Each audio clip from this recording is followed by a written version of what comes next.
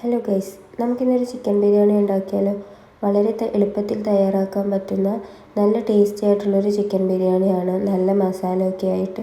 ഇതുണ്ടാക്കാൻ വളരെ എളുപ്പമാണ്, കുറച്ചധികം സമയം ആവശ്യമുണ്ട്. അത് ചിക്കനൊന്ന് മാരിനേറ്റ് ചെയ്ത് വെക്കാനാണ്. നമ്മളിതൊരു 1 മണിക്കൂറോളം മാരിനേറ്റ് ചെയ്ത് വെക്കുന്നുണ്ട് ചിക്കൻ. ഇങ്ങനെ ഉണ്ടാക്കുമ്പോൾ നമുക്ക് നല്ലൊരു ഫ്ലേവറും ചിക്കന് നല്ലൊരു ടേസ്റ്റും ഒക്കെയാണ്. ഈ ചിക്കൻ ബിരിയാണി ഉണ്ടാക്കാൻ വളരെ എളുപ്പമാണ് കേട്ടോ. വേണമെങ്കിൽ ഇത് തലേന്ന് രാത്രി തന്നെ മാരിനേറ്റ് ചെയ്ത് വെക്കാവുന്നതാണ്. അപ്പോൾ അങ്ങനെയാണെങ്കിൽ കുറച്ചുകൂടി ടേസ്റ്റ് കൂടും. അപ്പോൾ നമുക്കിത് എങ്ങനെ ഉണ്ടാക്കുന്നതെന്ന് നോക്കാം. ആദ്യം മിക്സിയുടെ ജാറിലേക്ക് കുറച്ച് ഇഞ്ചിയും കുറച്ച് വെളുത്തുള്ളിയും കുറച്ച് പെരുംജീരകവും കുറച്ച് ചില്ലീസും കൂടി, അതായത് പച്ചമുളകും കൂടിയിട്ടൊന്ന് ക്രഷ് ചെയ്തെടുത്താൽ മതി. പക്ഷെ ഞാനിവിടെ നന്നായിട്ട് അരച്ചെടുത്തിട്ടുണ്ട്. എന്നിട്ട് ഇത് കഴുകി വൃത്തിയാക്കിയ ചിക്കനിലേക്ക് ഒന്ന് തേച്ച് കൊടുക്കുക. കൂട്ടത്തിൽ കുറച്ച് ഉപ്പും കൂടി ആഡ് ചെയ്ത് കൊടുക്കുക. ഇതൊരു അരമണിക്കൂർ നമുക്ക് റെസ്റ്റ് ചെയ്യാൻ വെക്കാം. കൂടുതൽ വെക്കാൻ പറ്റുമെങ്കിൽ അത്രയും നല്ലത്. ഞാനിവിടെ ഒരു അരമണിക്കൂറാണ് റെസ്റ്റ് ചെയ്യാൻ വെച്ചിട്ടുള്ളത്. ആ ടൈമിൽ നമുക്കൊന്ന് അരി കഴുകി ഒന്ന് 10 മിനിറ്റ് സോക്ക് ചെയ്തിട്ട് വെള്ളം മാറാൻ വേണ്ടിയിട്ട് വെക്കാം കേട്ടോ. പിന്നെ ഞാൻ കുറച്ച് കാഷ്യൂസും കുറച്ച് റൈസിൻസും അതേപോലെ തന്നെ സവാളയും ഒന്ന് വറുത്തെടുക്കുന്നുണ്ട്. ഞാൻ അധികം എണ്ണ യൂസ് ചെയ്തിട്ടില്ല. നിങ്ങൾക്ക് ഇവിടെ കാണാം, ഡീപ്പ് ഫ്രൈ അല്ല ഞാൻ ചെയ്തിരിക്കുന്നത്. ഇത് നമുക്ക് വറുത്തെടുത്തതിന് ശേഷം കുറച്ച് ചിക്കനിലിടാനും കുറച്ച് ദം ചെയ്യുമ്പോൾ യൂസ് ചെയ്യാനുമാണ് ഫ്രൈഡ് ഒണിയൻ എടുത്തിരിക്കുന്നത്. പിന്നെ നമുക്ക് കുറച്ച് സാധാരണ ഫ്രൈ ചെയ്യാത്ത ഒരു ഒണിയനും 2 പഴുത്ത തക്കാളിയും മല്ലിയിലയും വേണം കേട്ടോ. ഈ ടൈമിൽ അരി വാർത്ത് വെച്ചിട്ടുണ്ട്. ഇനി നമുക്ക് ചിക്കൻ അരമണിക്കൂർ കഴിഞ്ഞെടുത്തിട്ട് അടുത്ത മാരിനേഷൻ ചെയ്യാം. അതിന് വേണ്ടിയിട്ട് ചിക്കൻ ഒരു വലിയ പാത്രത്തിലേക്ക്, നമ്മൾ ദം ചെയ്യാനുള്ള പാത്രത്തിലേക്ക് മാറ്റാം. പിന്നെ ഈ വറുത്ത് വെച്ച സവാള ആദ്യം ഇട്ട് കൊടുക്കുക. അതിനുശേഷം നമ്മൾ നോർമൽ ഒണിയൻ, അതായത് വറുക്കാത്ത ഒരു സവാളയും കൂടി ഇടുക.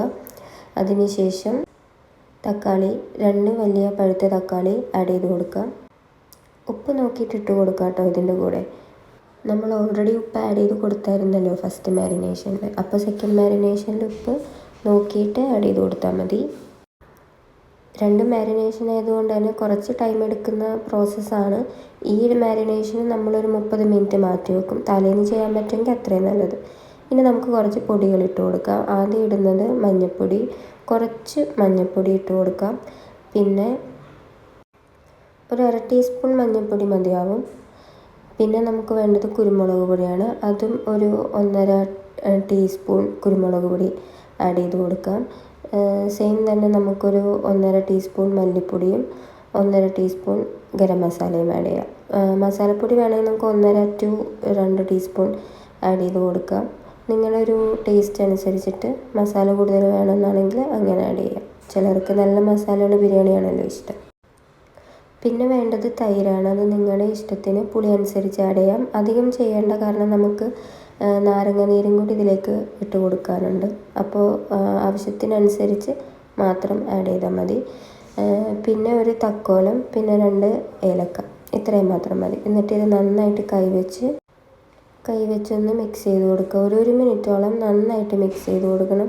നല്ലപോലെ തിരുമ്മി പിടിപ്പിക്കണം. ആ മസാല ഫുൾ ആ ചിക്കനിൽ പിടിക്കുന്ന രീതിയിൽ നന്നായിട്ട് ഒരു 1 മിനിറ്റ് 2 മിനിറ്റ് ഒന്ന് മിക്സ് ചെയ്തിട്ട് അരമണിക്കൂർ മാറ്റി വെക്കുക.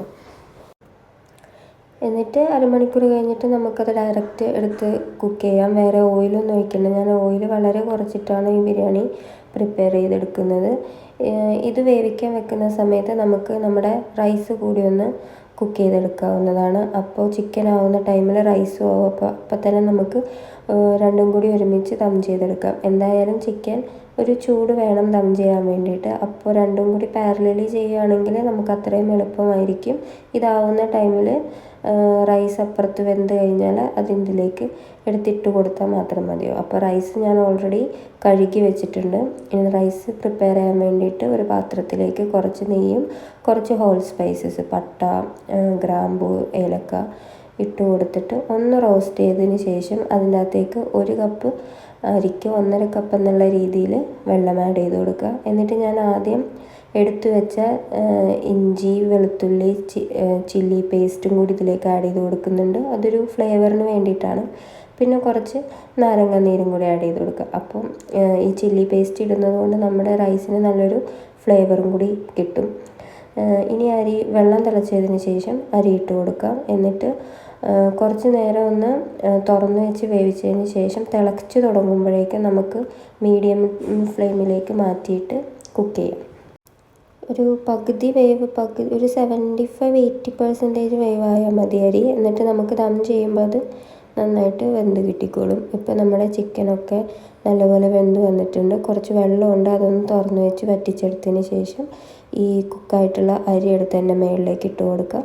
അത്രേ ഉള്ളൂ, കഴിഞ്ഞു. ഇനി നമുക്ക് അതിൻ്റെ ഗാർണിഷ്, അതായത് കുറച്ച് ഫ്രൈഡ് ഒണിയൻസ്, കുറച്ച് കശുവണ്ടി റൈസിൻസും ഇതിൻ്റെ മുകളിൽ കൂടി ഇട്ടിട്ട്, പിന്നെ ഞാൻ ഇതിൻ്റെ മസാല, ചിക്കൻ്റെ മസാല കുറച്ചെടുത്ത് മാറ്റി വെച്ചായിരുന്നു ഇതിൻ്റെ മുകളിലേക്ക് ഇടാൻ വേണ്ടിയിട്ട്.